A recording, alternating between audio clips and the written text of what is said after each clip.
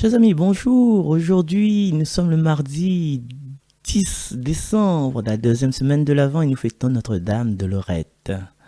Pas Lorette Laurete, mais Lorette Lorete. Alors, googlerisez, Wikipédia et sur Internet pour connaître l'histoire de Notre-Dame de Lorette. Et aujourd'hui, nous rentrons dans le livre d'Isaïe, au chapitre 40, les premiers versets du chapitre 40. Donc, du coup, c'est que ça fait m'y lire et puis ça a commenté en même temps. Donc, m'y découvre le texte, m'y redécouvre le texte en même temps que nous toutes là, réunis autour de la table. Consolez, consolez mon peuple, dit le Seigneur. Parlez au cœur de Jérusalem. Proclamez que son service est accompli, que son crime est expié, qu'elle a reçu de la main du Seigneur le double pour toutes ses fautes. Alors, m'y fait un petit commentaire vite fait. En fait, quand il parle de Jérusalem, il peut parler de nous aussi, ouais? De Mikopa, de Mathilde, de Gérard, de Nathalie, de Yvette, de Chloé, Dimitri, de Kevin. Consoler, consoler par le cœur de Marie, proclame que son service l'est accompli, que son crime l'expié. Il a reçu de la main du Seigneur le double de toutes ses fautes. En fait, quand nous sommes dans la culpabilisation, ne veut pas en sortir à nous en fin de compte. Mais ne veut pas parce que nous tournons le dos au pardon du Seigneur, nous tournons le dos à l'amour du Seigneur. Mais le Seigneur, il a fini, déjà dans l'Ancien Testament, il a fini expier les crimes, il a fini expier les fautes. N'en parlons plus dans le Nouveau Testament, c'est la croix de la rédemption.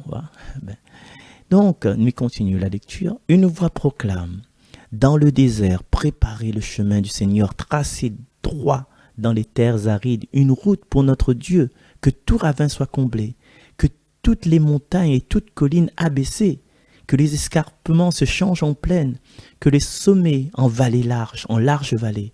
Alors se révélera la gloire du Seigneur, et tout être de chair verra que la bouche du Seigneur a parlé. Alors, qu'est-ce que cette voix nous dit? C'est un peu la voix de Jean-Baptiste dans le désert qui dit préparer le chemin du Seigneur. C'est préparer le chemin de notre cœur, tu vois?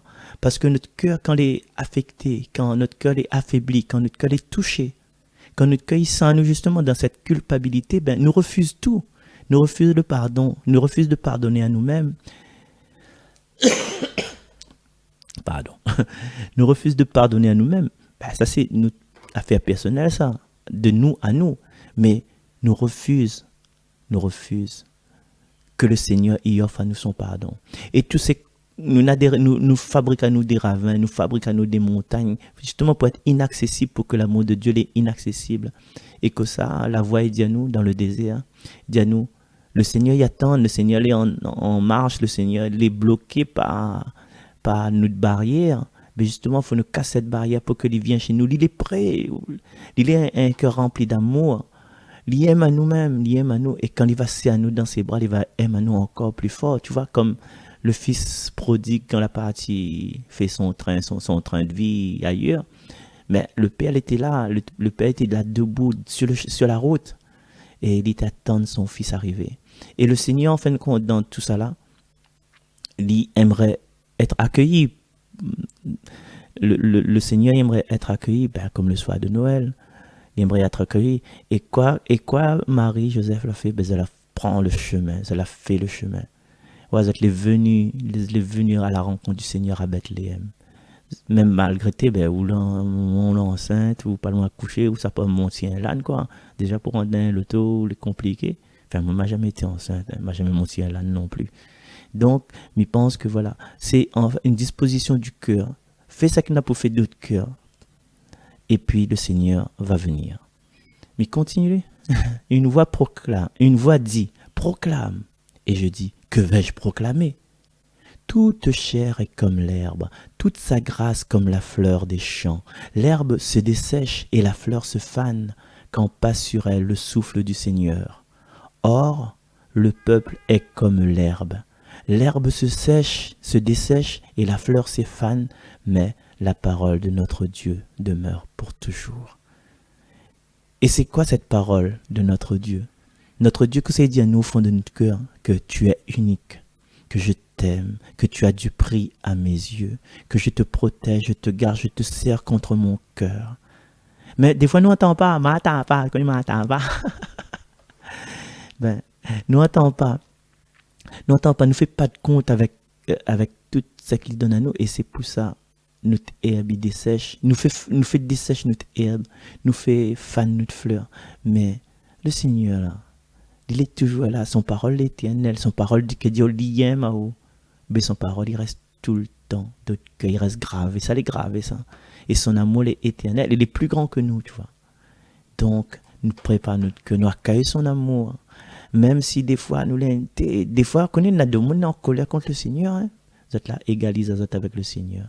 Vous êtes là, en fait, c'est Dieu, il a créé cette personne à son image, et cette personne à son image, ben, il veut créer Dieu à son image, tu vois.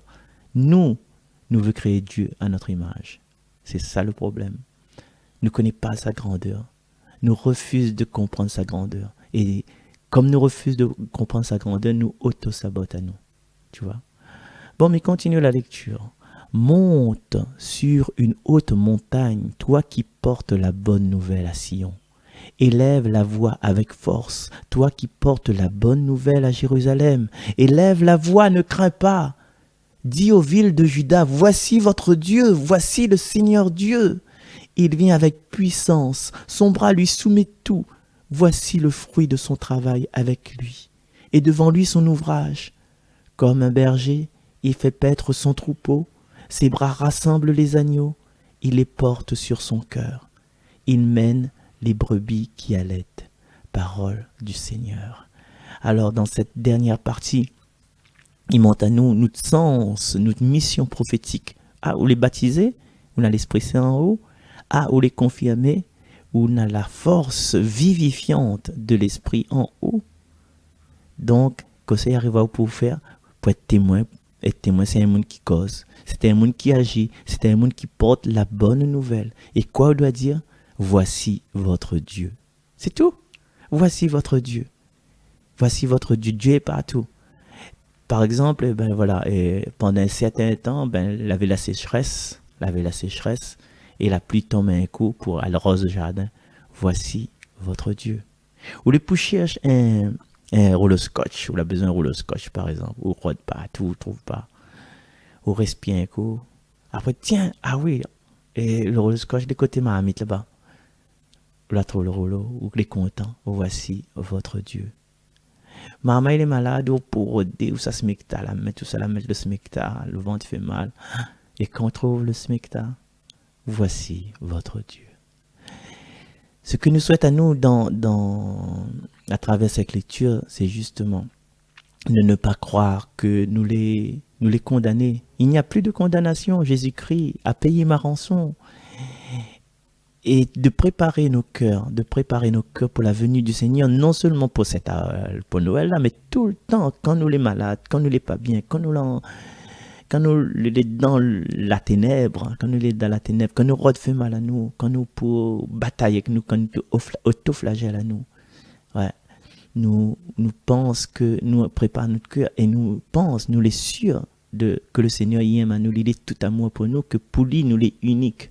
Tu vois, même si nous boit un petit coup, même si nous ça fume, nous ça mal, ben à un moment donné, il va transformer nous de l'intérieur pour dire, ben écoute mon fils, je t'ai fait à mon image. Et fur et à mesure, nous redevions à l'image du Seigneur.